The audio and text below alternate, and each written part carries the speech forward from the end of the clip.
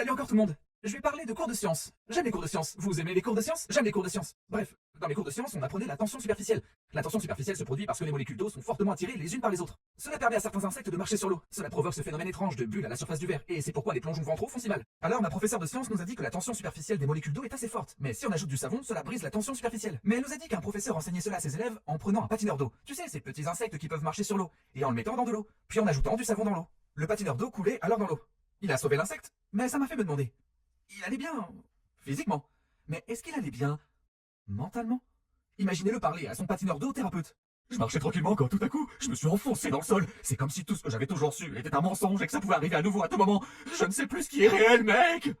Et son thérapeute a juste dit: Ne t'inquiète pas, on va s'en occuper, calme-toi. Puis le thérapeute le calme en lui parlant d'une falaise et tout va bien. Jusqu'à ce que la même chose lui arrive à la période suivante, quand le professeur enseigne encore cette leçon. Tu imagines le trauma que ça doit être? Imaginez-vous marcher dans la rue un jour lorsque...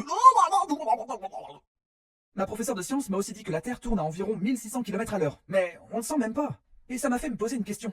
Et si la Terre s'arrêtait soudainement de tourner, est-ce que ça ferait voler tout le monde dans une direction à 1600 km à l'heure hors de la planète?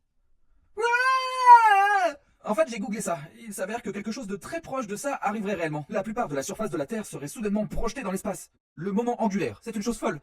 J'ai l'impression que les gens de l'industrie alimentaire utilisent des mots techniques et scientifiques pour vendre leurs produits. Ils disent des choses comme « Oh, c'est bio !» Eh bien, bio signifie simplement qui est lié à ou dérivé d'organismes vivants. Donc toutes les choses faites à partir de plantes et d'animaux sont bio. Donc on pourrait mettre cette étiquette sur tous les autres aliments. Ouais, je sais que légalement ça veut dire autre chose maintenant. Mais c'est stupide. On ne peut pas voler des mots comme ça, ils ont déjà des significations. Rendez-nous nos mots!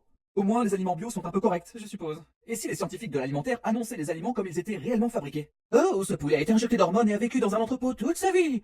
Oh, si je mange ça, mes toilettes ne seront plus jamais débouchées. Oh, littéralement aucun des ingrédients ne provient pas d'un laboratoire. Mais ça ne nous rapporterait pas beaucoup d'argent, et on peut pas se permettre ça.